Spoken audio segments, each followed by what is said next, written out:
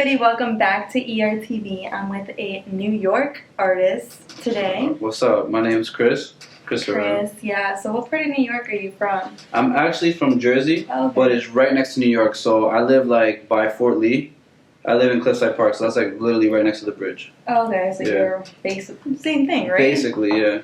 Your cousin RJ told me New York, so I'm thinking New York. So what's it like over there? I mean, what got you into music? Well, living in New Jersey and New York, like I'm exposed to so much music, especially in New York because there's so many upcoming artists and like so many artists come from New York. So like music is really like there's just a lot of musical influence. Yeah, like rap, especially R&B. Right. So and that's what I really like to like dive into in music. R&B. Yeah. So you're a singer. Yeah, I sing.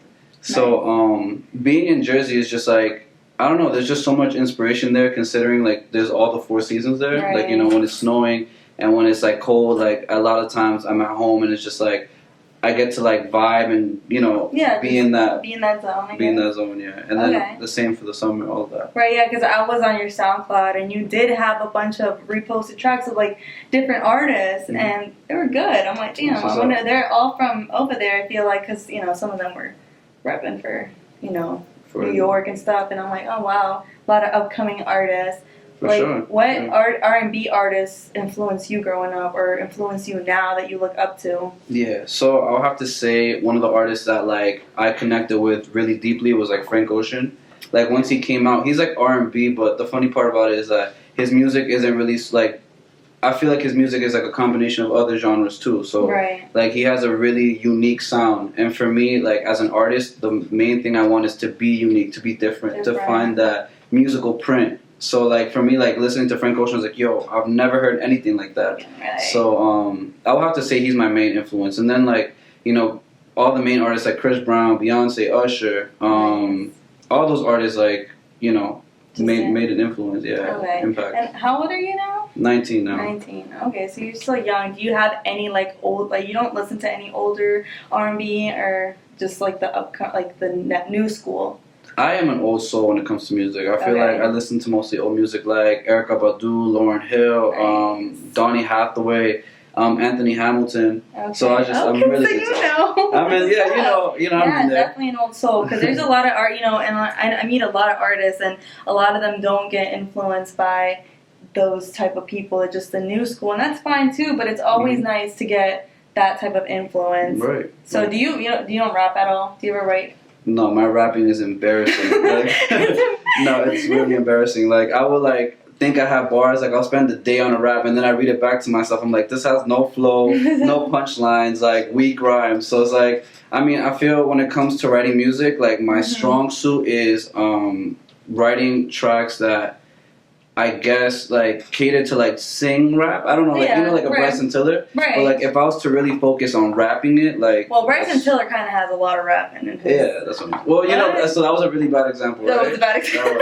But yeah, I get what you're saying. Yeah. Like Beyonce like and all R&B them flow. They have. Would you ever consider just writing for those type of artists, like big artists, be behind the scenes, or you just want your?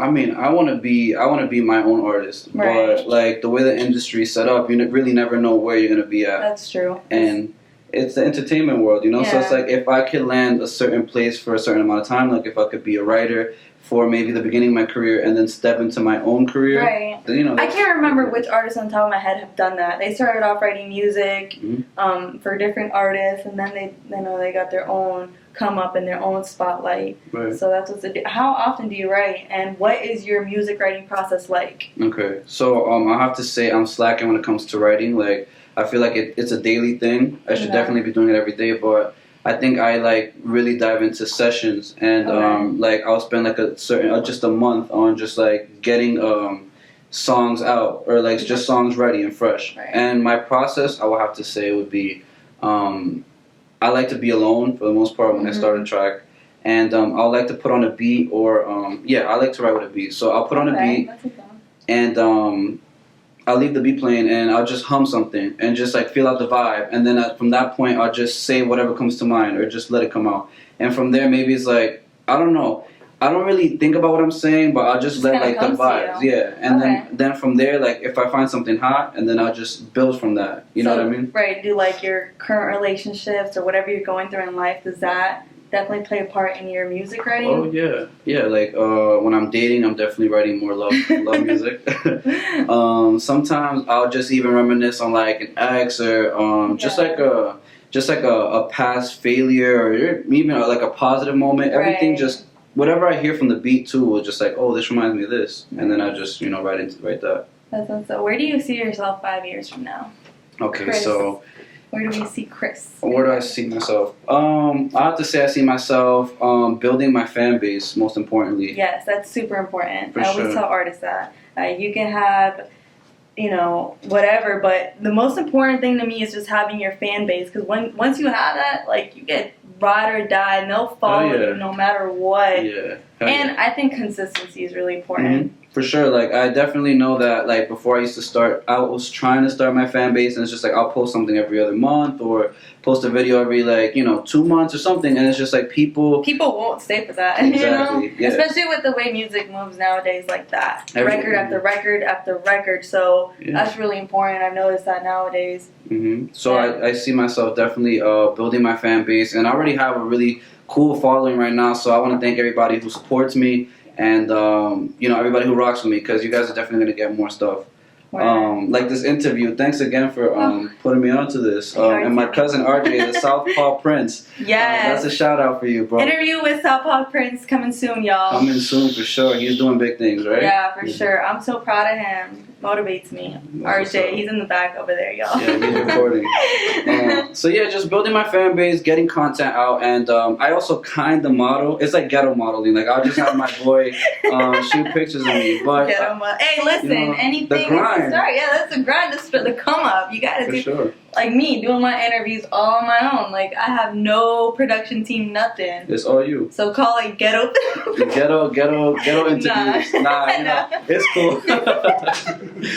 No, we're just playing, y'all. It's just the come up. Struggle is real.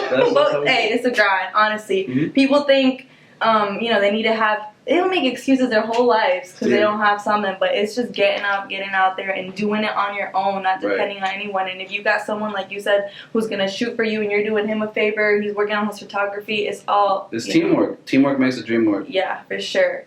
So what do you got coming up next? I know you told me you have a project coming out in the fall. Yeah, so the fall I'm going to be coming out with my first EP. It's a real humble project, but it's going to be with my producer, Tima D. We're just pretty much formulating the tracks right now, but I am releasing something next week too from the EP, so nice. That's gonna be probably huge. That's gonna be huge. The EP's coming out in the fall, and we're just cleaning it up for you guys. So what can we expect from it? Okay, so that's a funny question because I don't even know what we're gonna expect from it. Yeah, it's just every track we're working on it one by one, and right now it's sounding real R&B for sure, and like a mix of R&B, pop, electro. I could even say some hip hop. So it's just a bunch of everything. It's just a little bit of your own. Yeah, it's just whatever comes. But it's definitely gonna mix. All the songs are about love. So if you're in the mood to baby make or some shit, you listen to that EP.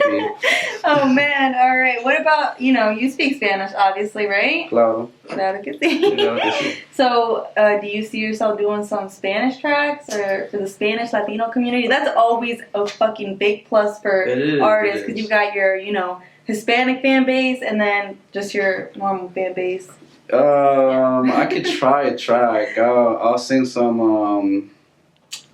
I don't even know. I don't sing in Spanish. That's the thing. I speak Spanish, but for me, it's just I get tongue tied and shit. But hey, that'd be something good for you to practice because even when I started with radio, I started off doing the news, and I never thought of myself doing news, and now I'm like, oh my god, I want to do Spanish news one day. So I've been practicing my Spanish. So it's something you should definitely. Yeah, I'm gonna dive into it. Yeah, probably. I'll write a quick song about it. And, a Spanish song. Yeah, Spanish. Yeah, you have to. You want to sing anything right now for ERTB exclusively? Oh, you put me on the spot. Okay, so exclusive. Let me see.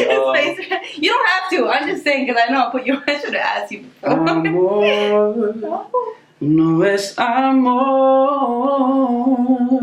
lo que tú sientes, eso se llama obsesión. All right. What? Bravo! Yo, what? You need to do Spanish.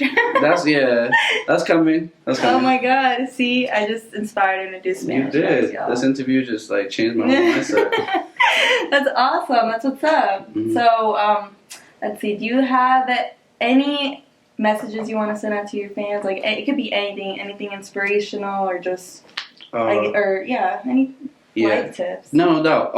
I definitely like something's been like sitting in my mind and pretty much like seeing a lot of like opportunities and blessings come up.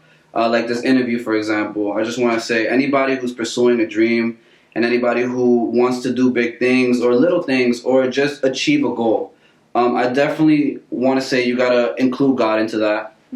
Definitely make sure that He's there with you, and just make sure that you feel like you're ready. Because a lot of people want to dive into becoming famous or any kind of like goal, and they're not prepared. So make sure that whatever you're doing, you are prepping yourself and having fun. The journey is always supposed to be fun. So right now I'm having fun. I'm so grateful for everybody who's tuning into this, and God bless all of y'all. Awesome. So thank you so much for Thank coming. Oh, thank you, Chris. Everybody, I'm going to have all his stuff linked down below, your Instagram and your SoundCloud, and y'all be on the lookout for his EP coming out in the fall. Do you have a name for it? No, I don't have it. Not yet. Untitled right now. Untitled. All right. And make sure to subscribe to my channel. I'll have the link down below, and follow me on Instagram, Twitter, at Evelyn G. Romo. What's your Instagram? Mine is her favorite, her with 2 R's. All right, I'll link it down below. Thank you so much, everybody. Peace out, guys. Mwah.